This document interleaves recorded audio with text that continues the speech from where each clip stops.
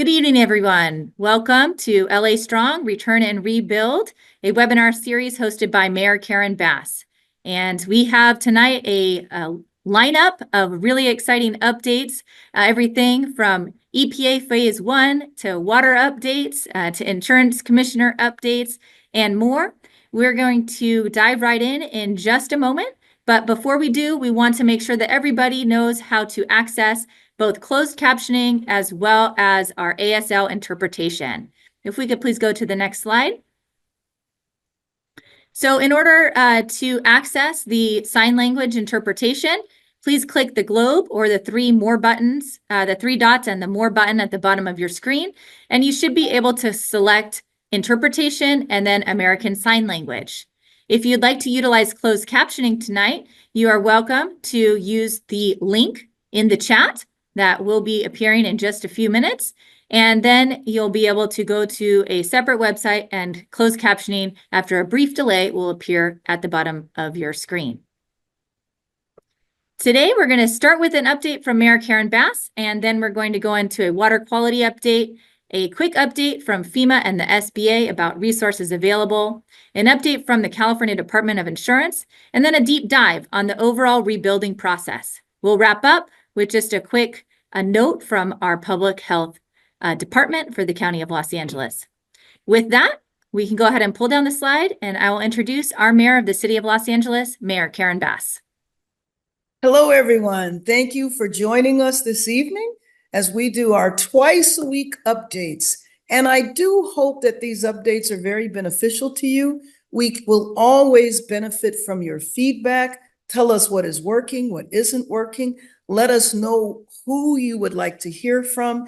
And so we would like to base our agendas and our webinars specifically on what information benefits you. So we are moving ahead. I know you know that we are months ahead of what we were thinking was going to happen. We thought phase 1 and phase 2 was going to take months and months and months. And I know you're going to hear about an announcement that we are 99% finished with phase 1. And I will tell you that the administration has been great in terms of making sure that there were enough staff on the ground with EPA and the U.S. Army Corps of Engineers. That is what has enabled us to be so fast in this process. And so with 99% of phase 1 finished, with phase 2 going rapidly, I know that we still have some people who have not signed their ROE forms to opt in or to opt out. Please, please, please do that. And to the extent you can organize your neighborhoods so that when the Army Corps of Engineers goes through, they can clear an entire neighborhood, would really help the process go even faster. You know, a couple of weeks ago, we opened up our rebuild and recovery center, the one-stop center, where there's 12 city departments in one room, and one building. Please give us feedback. We are hoping that you are thinking about and participating in phase 3 right now, going to the one-stop, getting your planning and permits process underway. Let us know what is working. Let us know what else you need to have in that center. One department that I want to have in the center is a mediation department in case there are going to be conflicts between neighbors. I want to make sure that we have that. That's not in the one-stop center yet, but we want to make sure it is. And then you're going to hear an update about water. That is a tremendous advance, actually water and power. The fact that electricity is available, I'm not sure what percentage, you will hear a little later, but pretty soon water will be completely available too. I know we're over 40% of the areas, and I know you will hear which zones where the water is okay. You will also hear that you need to turn on all of your faucets and let them run for 15 minutes. But in a few minutes, you will hear directly from the Department of Water and Power about that. Couple of deadlines I want to call your attention to. There is a deadline to apply for federal assistance from FEMA. The deadline is March 10th. So there is assistance available from FEMA for families who need housing or rental assistance as well as low-interest loans for those who experience property damage from the Small Business Administration. And the deadline to apply for these federal assistance program is also fast approaching, which is on March 10th. So you can apply online, or we can assist you personally. Do the application at the Disaster Recovery Center. And then we also want you to help us promote the Impacted Worker and Family Center. That is for people, individuals who either worked in homes, worked on the property, or worked in the commercial businesses in the Palisades. If you know of people that worked, if they worked for you, if they worked for your neighbor, please tell them about our Impacted Worker Center. They can go there, they can get contacts for jobs, they can get contacts and assistance filling out federal applications for the Earned Income Tax Credit. You know, a family could get up to $10,000 applying for the Earned Income Tax Credit. So these are resources. We want to make sure that you are flooded with information, that you are flooded with resources, and we always appreciate your feedback. Tell us what we're doing that works. Tell us what we're doing that needs improvement. Make suggestions in both areas. Tell us what is missing, and we will make sure we will get whatever you need to help Palisades recover and rebuild, and for everyone to return home. Thank you very much, and I hope that this is a very informative and useful session. Thank you, Mayor Bass. Up next, we have Councilmember Tracy Perk. Councilmember? All right, we see you. Hi, sorry, was having some tech issues trying to get my video on. Madam Mayor, thank you so much for continuing to bring these really helpful and informative sessions to our community. I don't have much more to add on top of what the mayor already said, except that we are really, really excited about the progress that DWP is making with restoring safe, reliable drinking water in the Palisades. And I know that we are going to hear from DWP this evening with that update, but we just also wanted to mention that there is now an interactive dashboard available that folks can use to see where their particular home and zone falls into the current status for DWP testing. And you can grab that at ladwp.com/Palisades WQ. That is a great resource. And, you know, roughly now with the lifting of the do not drink orders from Rustic Canyon, roughly through the alphabet streets, we're seeing that water restoration. So at this pace, we continue to be hopeful, and we continue to be really grateful to all of our partners for their speedy work on the ground. I won't take up any more of your time this evening. Looking forward to the rest of the presentation. Thank you so much, Councilmember. And without further ado, we will have our Director of Water Quality with the Department of Water and Power for the City of Los Angeles, Jonathan Leung, present on some great progress related to clean water. Thank you, Jenny. Good evening, everyone, and happy Tuesday. So again, we really thank you all for the opportunity to come and give an update on the water quality restoration. I'm Jonathan Leung, the Director of Water Quality here at LADWP, and I'm happy to answer any questions that you might have afterwards. Next slide, please. So just a little bit about the water quality restoration efforts. With the wildfire order, there were 9 major steps we need to take to ensure that we clean the system and provide and attest to the water quality. Effective on January 10th was step 1, issuing the notice. An important milestone on January 28th or 26th was step 4, where we had a plan for the water quality testing reviewed and approved by the Division of Drinking Water, making sure that we were accounting for the highest risk areas in the system and making sure we had results from all parts of the system with this comprehensive plan. So within that past 30 days, we've been executing steps 5 through 8, which is flushing the system and stagnating it for 72 hours, collecting samples, running those samples through a precision environmental lab accredited laboratory, reporting those results to the Division of Drinking Water, and that's what we've been working on over the past 30 days. The next slide, please. So in that time, we have been able to collect over 407 water quality samples. We have had some detections of wildfire-related volatile organic compounds, specifically benzene. Those detections have been in very low ranges. You can see on the map where those are generally located.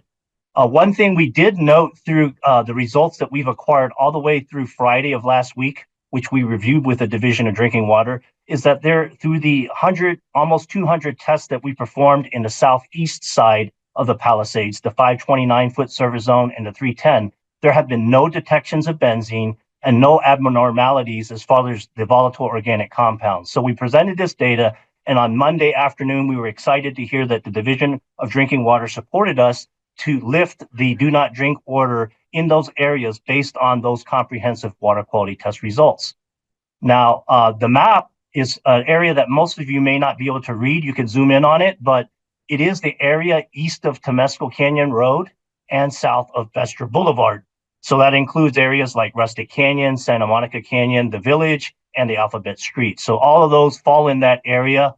I know there are a lot of standing homes and folks anxious to get back in the 310-foot service zone. So thanks for your patience, and hopefully this water quality information is good news for you. Let's go to the next page, please. So there will be some official looking notifications that'll be available on our website. So there's two notifications. One is the modification of the actual do not drink area. So we still do have about 56% of the service area under the do not drink, but that area has been clarified, what's still impacted. And then the cancellation notice for those areas that have been lifted, we'll have those on our website. We are planning to do some community door hanger canvassing beginning tomorrow and Thursday. So anyone that's in that 529 and 310-foot service zone or east of Temescal Canyon Road and south of Vester will be hanging out door hangers. I have an example of that in the next slide. We also will have information continue to be updated on our ladwp.com website. We have a story map that also provides additional information, which was alluded to earlier. Those that subscribe to LADWP's automatic email and notification process, you will be getting those messages. And importantly, we're training all 600 of our call center staff to be aware of the situation so that they can answer your calls and community calls most accurately. And we'll attend various community meetings such as this so that we can provide that information to everyone. Next slide, please. So this, on a map basis, again, illustrates what areas in the gold are still under the do not drink advisory or do not drink notice, and then the areas that have been cleared. Again, if those service zones don't mean much to folks, it's east of Temescal Canyon Road and south of Vester Boulevard. There are on the website, if you click to it, that is a zoomable, searchable map. So you can zoom in, as well as there's an address lookup tool. So as long as you enter your address, and it will give you some prompts for that, it will actually let you know what service zone you are in and whether or not your area has been cleared yet. Next slide, please. So this website this storyboard and dashboard was actually updated on Monday afternoon. So it is now live and available. And once you've done that search for what service zone you're in, you can actually get more detailed updates on the status or the progress for your particular area. So, as far as that series of 9 steps, once all 9 steps have been green lighted, then your do not drink notice has been lifted. So there are also tables and summaries of water quality data for those that are interested in that. I showed that map earlier, and we have all that information summarized in tables on that website. Next page, please. This is what the hanger will look like, the people that receive on the front page. Again, just information that has been lifted, a QR code if they want to link to our website. On the back page is very important information as far as how to prepare your home, flushing your plumbing on property. If your home has not been occupied for a couple days up to a couple months, you may have some standing or stagnant water. So it's important to flush all that out. There's some step-by-step instructions there to make sure you get fresh water back into your home. And then the next slide, again, this particular lifting impacts about 3,700 of the 8,400 overall services in the system. And so we stand committed to working through until all 8,400 are restored. So we're happy and excited about the milestone we've reached, but we are dedicated to continuing the pipe cleaning and sampling to ultimately get folks on that same side of being lifted and clear. Our next planned batch of data that we'll be collecting will be available to us on March 3rd or 4th. So maybe this time next week, next Tuesday or Thursday, probably give a much better indication of where we stand as far as the opportunities or timeline to lift the remaining areas. Again, our team is remaining committed to providing any type of customer outreach that we can provide. We're also taking advantage of this opportunity to work with research groups such as the Water Research Foundation and the US EPA to collect more information on wildfire-related issues. This is a great opportunity that we have the infrastructure and the water quality sampling in place that they can collect some of those samples to advance research. So with that, I think that's the conclusion of our report. Thank you so much, Jonathan, and the entire team at DWP. We really appreciate it. If folks have questions, you're welcome to use the Q&A function of Zoom. You can click on the Q&A logo at the bottom of your screen and type in your question. We will get to them. We'll also answer some of those questions verbally at the end of the presentations tonight, as well as written questions in the Q&A apparatus. If you do not see the Q&A apparatus on your bottom of your screen, please click the More buttons, 3 dots and More, and you should be able to see that Q&A function. At this time, I'd like to introduce Michael Peacock from FEMA, and then followed by a colleague from the federal government, Corey Williams from the Small Business Association, or SBA, Small Business Association. Go ahead, Michael, you're up. Good afternoon, everyone. So the mayor did an excellent job in bringing up the March 10 deadline that's approaching in less than 2 weeks. So what's available from FEMA? So there are 2 grants that are available from FEMA of up to $43,600 each. The first grant covers other needs assistance. That includes items such as personal property. The second one is for housing assistance that helps with your repairs or replacement of your home. Then in addition to those 2 grants, there's grants available for rental assistance. That's to help you if you need to obtain secondary housing as you wait to rebuild or repair your home. And there are various ways to apply for FEMA assistance. You can go to disasterassistance.gov. You can apply through the FEMA app, or you can apply by calling 1-800-621-3362. And of course, you can visit us at the 2 disaster recovery centers. And I will now turn it over to Corey. Thank you so much, Michael. Again, just want to reiterate and thank you all for allowing me to present. The deadline to register for SBA assistance is the same as FEMA, March 10th, 2025.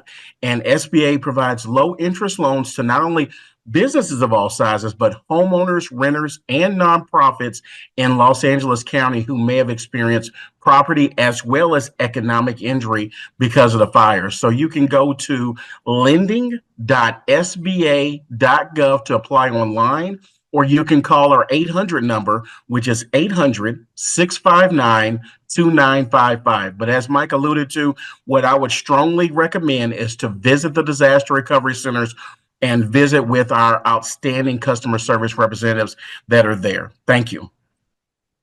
I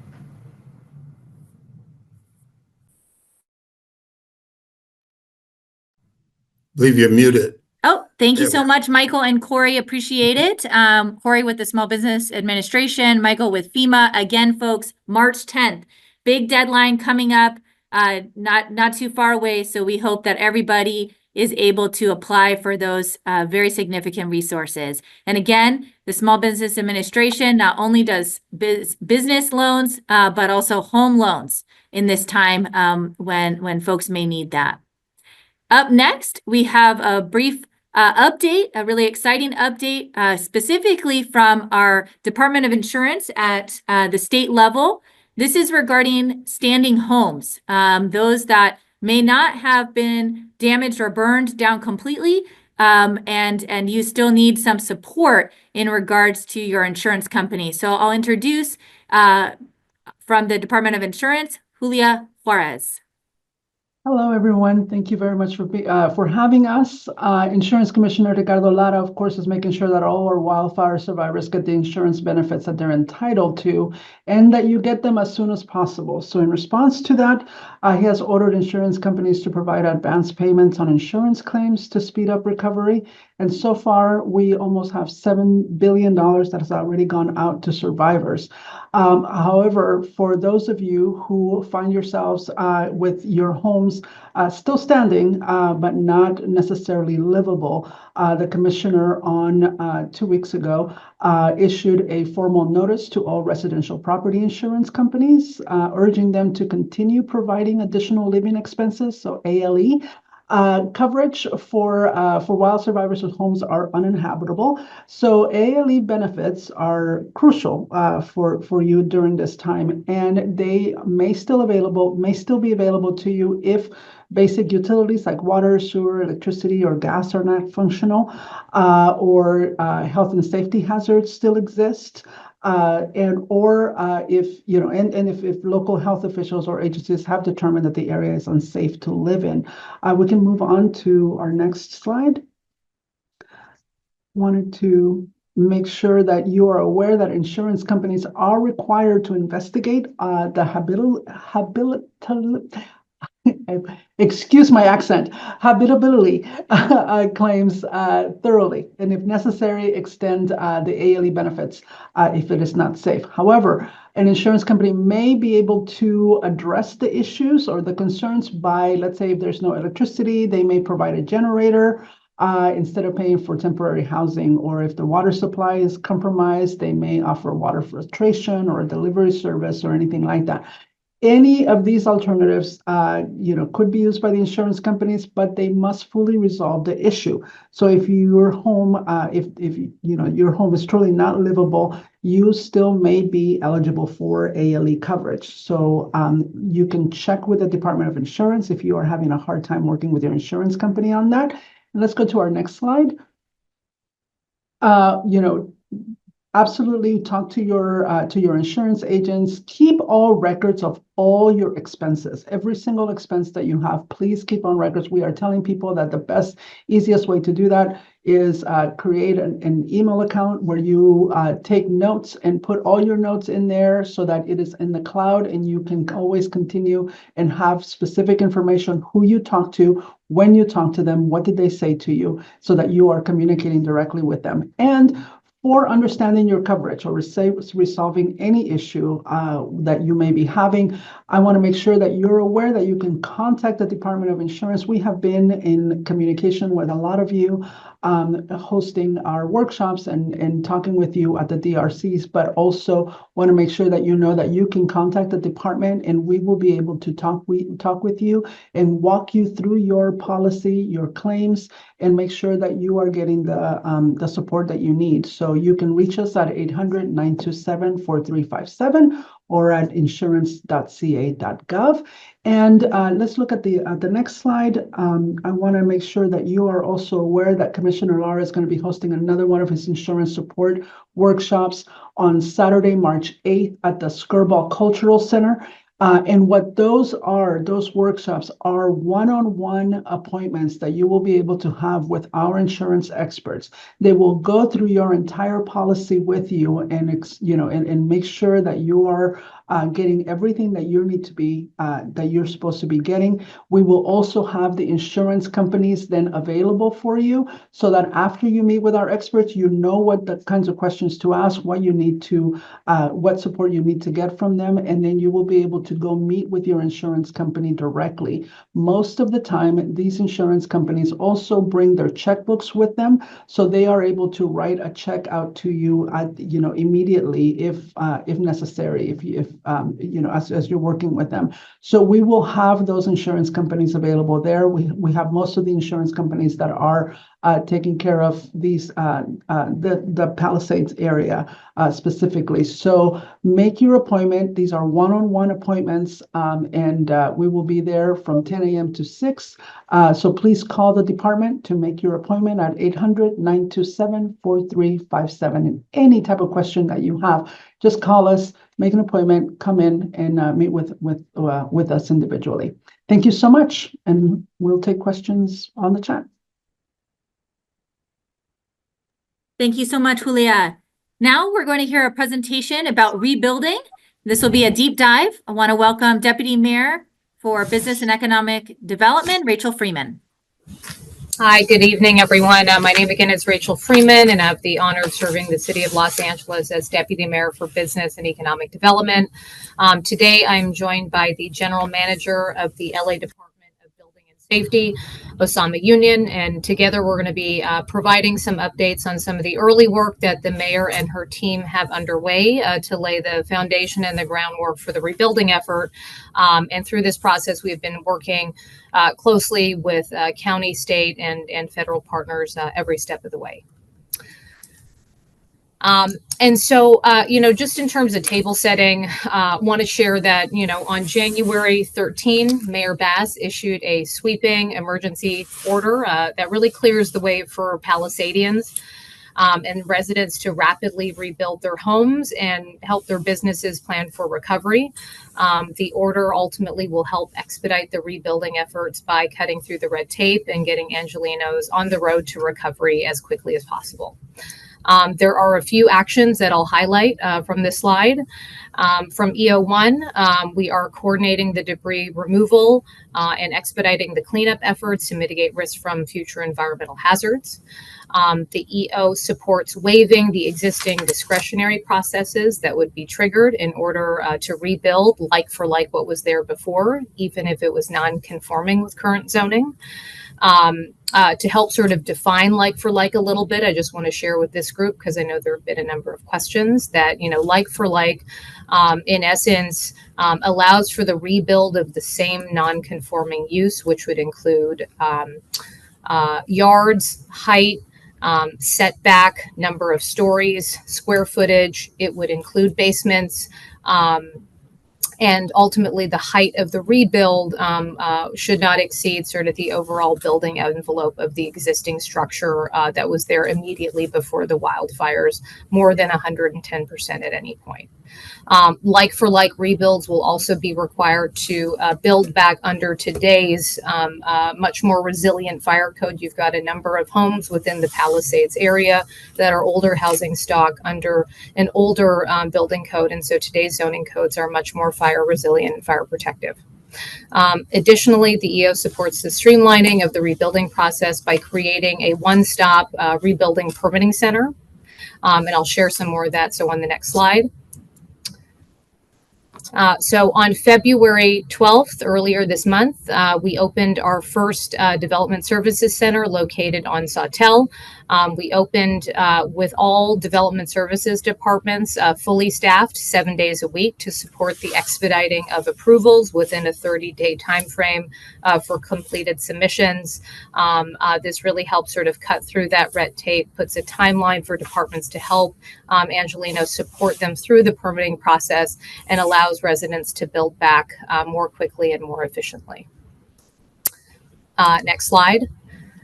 While we recognize the need to offer, an in-person one-stop shop, if you will, we also recognize that Angelenos may want an opportunity to pursue permitting online as well. And so we would direct you here to submit your applications online.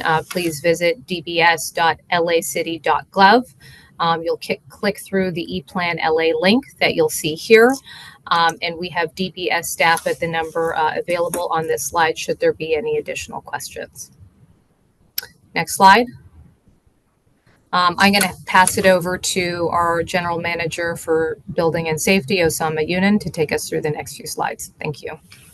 Thank you, Deputy Mayor Freeman. Good afternoon, everyone.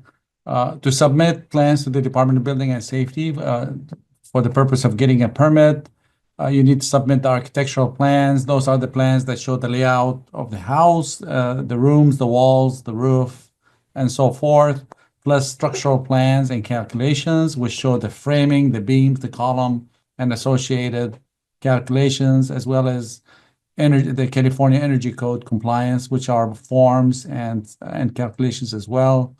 And finally, any landscape plans that you may have to show that they comply with the California landscape and local landscape ordinance.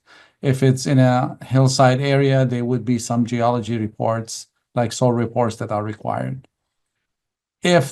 So there was a governor order that was issued recently, and it says if the plans were approved under the 2019 California Building Code or later, then there's nothing for you to do.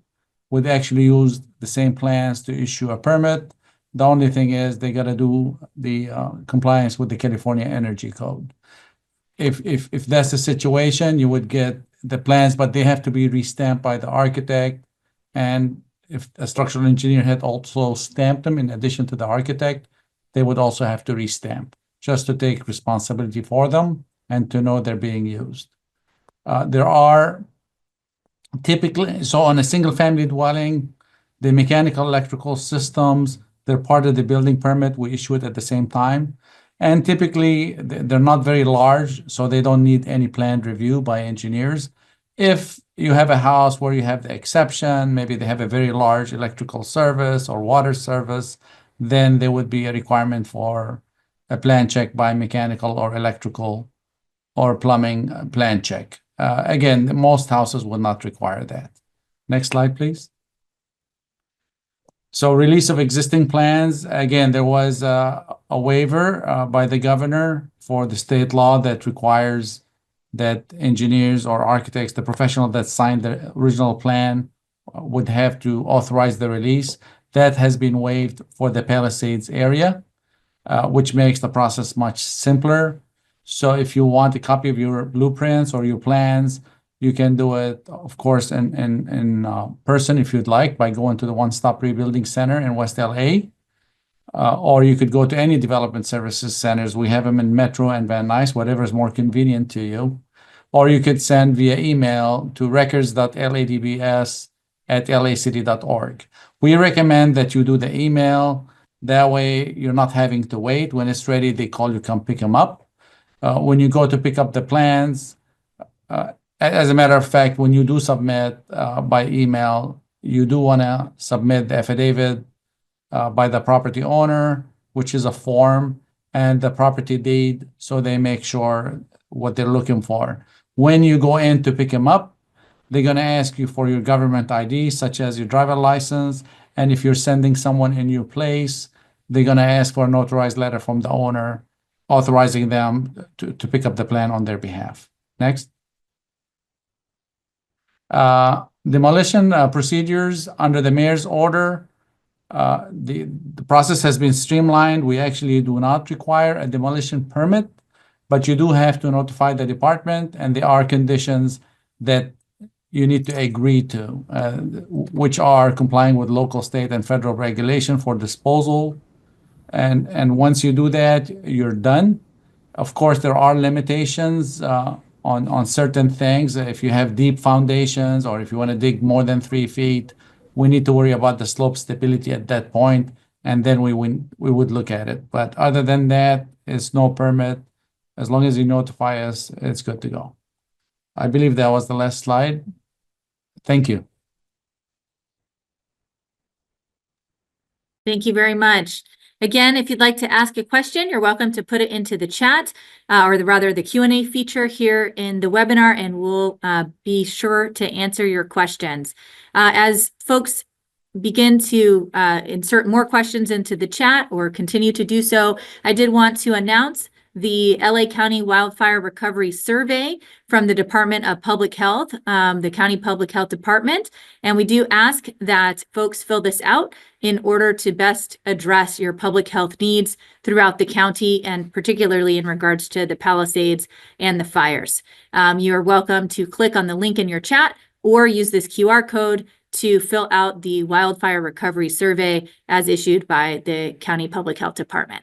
Thank you so much for your participation. With that, we're going to turn to some Q&A.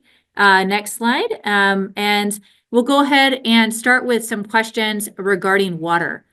The first question that was asked, Jonathan, is about the time estimate for clearing all water zones. I know that may not be exact, but many folks are anxious about an estimation of a timeline for all zones being cleared. Can you provide that answer? Sure. And if I was here to promise you a date, then don't trust me. But what we are working towards is collecting resamples on some of the areas where we have had to do reflushing and had some detections and do reflushing. As mentioned, we should get those results next Tuesday, March 3rd, Monday, March 3rd to Tuesday, March 4th. So I think at that point, we'll have a better idea of exactly where we're stand. Of course, we would review those results with the Division of Drinking Water. But again, we'll continue to be flushing and testing 7 days a week, weekends, holidays, until we can get to the end of this. So I think definitely we're targeting trying to get something cleared by the end of March. But our next batch of results will come in next week. Thank you, Jonathan. That's very helpful. The next question is also related to water and the notifications about their water being usable, and to go about going, the process for turning on their faucets and letting it run and so forth. So unfortunately, as we know, many folks lost their homes. So door hangers are not a real thing for many that did lose their home and they no longer have a door. How will those homes be notified? What is the best way for them to get this information and to stay informed about the clean water and the water testing process? Yeah, and that's a great point because I think everyone has individual preferences on how they want to get communication or information. I'd say the door hanger was there for those that are not comfortable using like a corporate website or a tiny URL or things like that. But again, as mentioned, there's alternate communication methods. We will be emailing, texting, and phone calling those that have subscribed on the email LADWP notification process. So that was one method. We will be posting a lot of information on our ladwp.com website. So whether that's the one-stop landing page or the dashboard, that information should be displayed prominently. And I think, again, those address lookup tools and the zoomable, searchable maps should help folks kind of identify exactly where they sit within the Palisades. Attending community meetings like this, some social media, if folks want to tweet or resend information that we're sending out. We're really open to all the avenues that people have suggested. Our goal is just to be out there and to share the information as widely as possible. Thank you very much. We appreciate that. Okay, as usual, we have some questions regarding debris removal. We have Colonel Saucer on tonight, I believe. Colonel, if you could come on video to answer some debris removal questions. We do have a question regarding from Dennis Higgins regarding debris removal. Once our property is cleared by the Army Corps, do we need to reestablish our property boundaries? And also, once our lot is cleared, is it advisable to put a fence around our empty lot? Yeah, so I appreciate the question and thank you for having me tonight. Colonel Brian Saucer in charge of the Emergency Field Office here in the Palisades Impact Area. So to answer the question, once the clearance of the lot is complete, prior to completion and return of the ROE, we do put up a wattle system around that for erosion control. So you'll see us roughly the boundaries of the property with a wattle system around them, but it won't be fenced in along the property lines. And so that would be at the discretion of the property owner. In terms of if there is like pools or any holes that are deeper than 5 feet for whatever debris removal might have taken place, then we will put a fence around those for safety purposes, but not the entire parcel. So that would be at the discretion of the parcel owner. Thank you. Thank you. Appreciate it. Appreciate you joining us in everything that the Army Corps is doing to get us ready to rebuild. Appreciate that. Okay, we have a couple questions regarding FEMA and FEMA benefits and how to access them. The first question I'll ask Michael from FEMA to come back on and answer live is how long do we have to appeal if we've been denied by FEMA? Michael? Oh, goodness. Sorry about that. So I will have to get the exact number of days. I believe it's 60 days, but I can confirm that. Okay, Michael, we'll go ahead and connect you to Cynthia Kaner, who asked that question, and we'll make sure that Yes. you're able to get back directly to Cynthia to confirm that the 60-day timeline is correct. Okay, we have another question from Craig Hunter. What documents does FEMA require for rental assistance and for personal property assistance? You're on mute, Michael. Sorry about that. So for rental assistance, that would be a copy of the rental payments that were made. And they would, first of all, need to register, make sure they're registered with FEMA. And then we will reach out to them to determine their eligibility for the rental assistance program. And once that eligibility is established, they will need to provide us with copies of the rent payments to confirm that those funds were used for that. Okay, excellent. So that applies to rental assistance and for the personal property assistance? The personal property assistance would be, once they register with FEMA, then most times we send out an inspector to determine what the eligibility is from FEMA for personal property that will be covered under the other needs assistance category. Okay, thank you very much. Appreciate that. Yes. All right, we have a couple questions for Julia at the Department of Insurance. If we could have Julia come back on. The first question is from Laura Maxwell. If our insurance company denies smoke damage on an unburned home, will FEMA cover the cost of cleaning up the smoke damage? And how do you deal with the denial of your insurance company?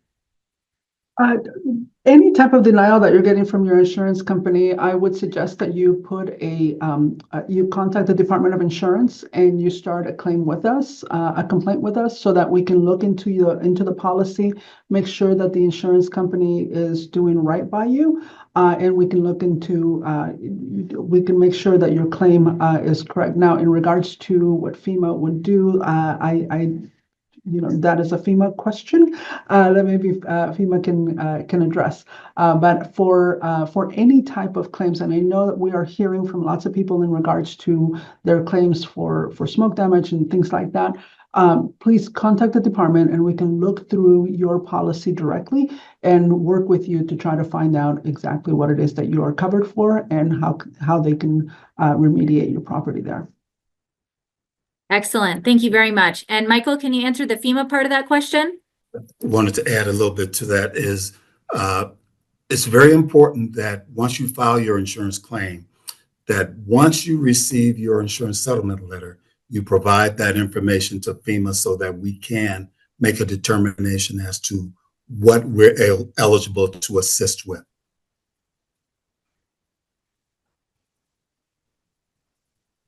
Okay, thank you. Okay, another question regarding insurance. There have been a few questions regarding the FAIR plan. Julia, and just general concerns around what the FAIR plan will cover, what it won't cover, and some questions regarding paying for remediation for standing houses and so forth in regards to the FAIR plan. Can you share a little bit about what you all know of the concerns related to the FAIR plan and how you're addressing them, as well as a specific question around paying for mediation for standing houses? Absolutely. Now, the FAIR plan is a product of the insurance company. So the insurance company, it is basically an insurance product. So they are they work like any other insurance company. They put together their policy with you, and then at that point, then they will pay for their what they actually covered. I know that we have heard, unfortunately, of several people who are just having issues with their settlements and with their remediation, particularly of their homes. In regards to smoke damage or in regards to any other, other types of remediation that needs to be done. When you come across that, The reason that we're asking you to contact the department is because we are able then to look specifically into your policy and try to figure out how we can make sure that they are covering what they're supposed to be covering. Some policies do not have that availability, and so maybe that is there is an issue with that.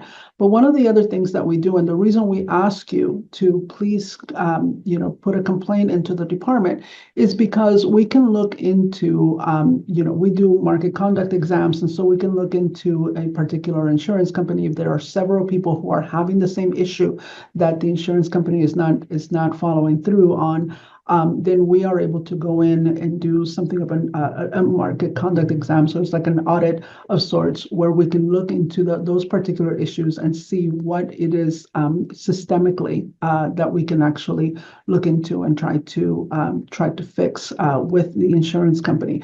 So that is why we're asking, even if you have already been told no, and you are looking at other options, we ask that you please contact the department and talk to us about these things so that we can look into it more deeply. Thank you so much, Julia. And can folks come to your in-person events this weekend to discuss, or I'm sorry, the following weekend, the March 8th and 9th, correct? Could they come? March 8th. Can they come to March 8th and talk about FAIR Plan? Because there's a series of questions regarding FAIR Plan. Yes. So the FAIR Plan will be at the workshop. As far as I'm concerned, and there have been several. We have held 2 other workshops where the FAIR Plan was there, and they have been able to meet with people directly. So you are able to meet with somebody in person if you haven't been able to get in touch with someone there. So we encourage you to please make appointments so that you can actually have that one-on-one with the FAIR Plan, as well as our experts, so that they can help you to figure out how do you manage that? How do you actually ask the right questions as well, and get the right get the responses that you need. So that's why we're requesting that you contact us. Our number is 1-800-927-4357, and we are when you call us, you can make an appointment with us, and we are able to then engage with you and in the FAIR Plan as well. And then at these workshops, you will have the opportunity then to meet with them individually, so that they can go through your particular process, your particular complaint, and they can work with you on that. So we encourage everyone to participate on that. And we have lots of appointments available still. Excellent. So the information is in the chat, everybody. If you go to the chat feature, not the Q&A feature, you will see the information for the insurance commissioner and the website for the Department of Insurance, as well as the information on the upcoming workshops, and you'll also see them here on the screen. We're going to now transition to a few questions on the rebuilding process. The first question is in regards to needing, there's some questions regarding energy and green building. So I'll go to the first question from Matt Lichtenberg. What does compliance with California Energy Code mean? If we had a wood burning or gas fireplace, can we rebuild with the same? Deputy Mayor Freeman? Yes, hi. Thank you for that question. I'm going to actually invite our General Manager, Osama Yunan, to help support with responding to that. Osama? Yeah, thank you. So California has an energy code which deals with how much energy a house or a building would use, like using efficient lighting, insulation, hot water heating, and so forth. And there are forms and calculations that have to be provided to show that the building complies with the California Energy Code. As far as gas appliances, yes, the mayor's order did waive the all electric requirements. So in the Palisades, you are able to use gas appliances. You can have gas if you want to. You could do electric or gas. That would be up to you. As far as wood burning fireplace, that's regulated by the AQMD, the South Coast AQMD, and they do have a restriction on wood burning appliances. Thank you very much. We also have a question regarding plans. Peggy Finley and Hilda Perali are asking, can they get their building plans on a home built in 1950? How about a bungalow built in 1940? What did they do? So for those buildings, I would still send an email to Building and Safety to see if they have it. The department started consistently keeping microfiche of plans in the 70s. But that doesn't mean we shouldn't try to see if we have something that old. So I would email Building and Safety and get an answer. And I would just add to that, following, the governor's order sort of suspending the health and safety code that permits us here at the city to be able to hand Angelenos a copy of their plans. Osama Yunin, his department, and his team have been actively going through the archives, if you will, to find what we do have, microfiche hard copy plans for, as well as sort of organizing what we have digitally available so that we've got that ready and available as we get outreach from Angelenos.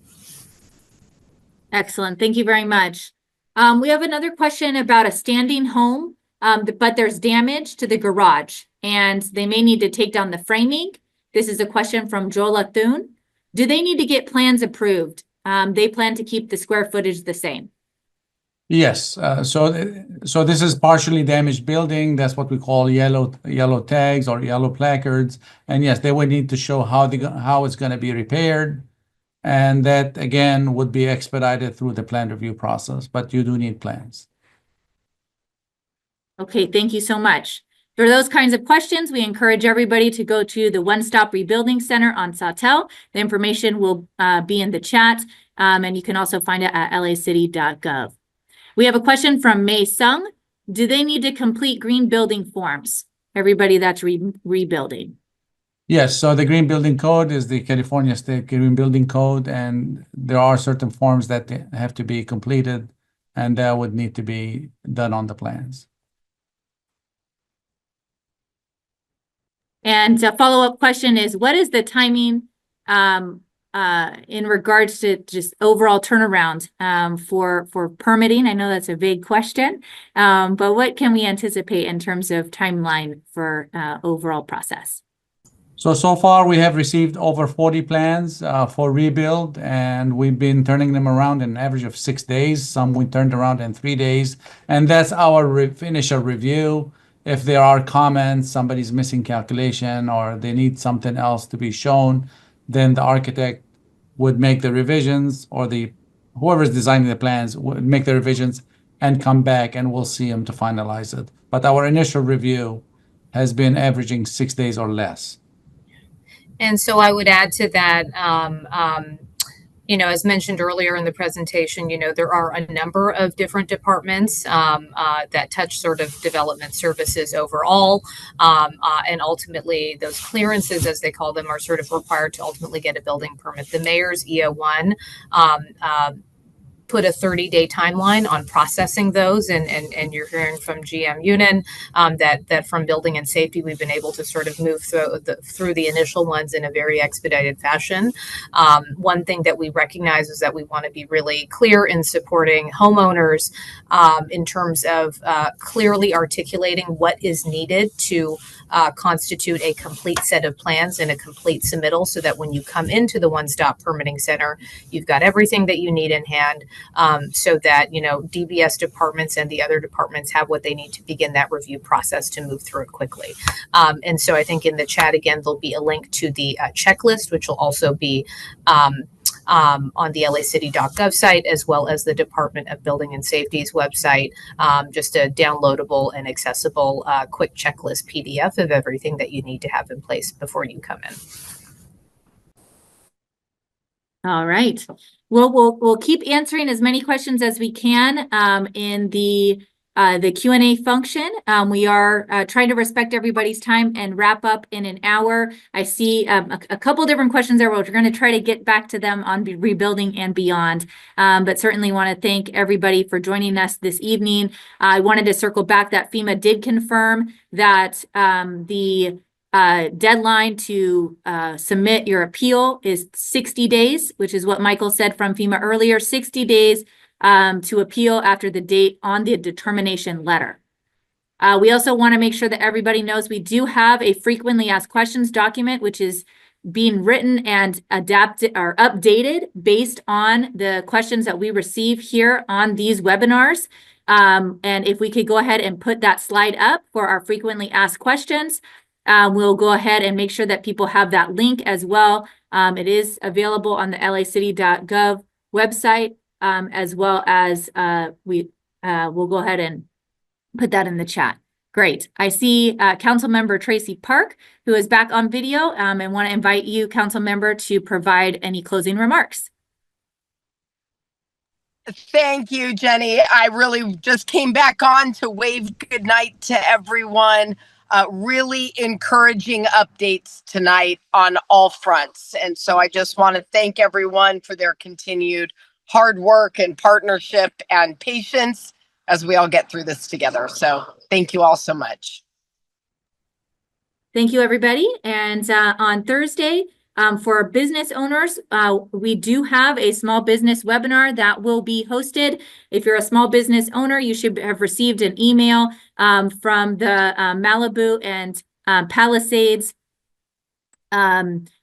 chamber. If you have not, you're welcome to reach out to our office to get that information for this coming Thursday as well. We will have a community briefing on a variety of topics with Mayor Bass and Councilmember Park on Tuesday, March 4th at 5 p.m. And we invite you to register and stay tuned for the various updates that we provide here on Tuesdays and Thursdays. Thank you all so much and have a lovely evening.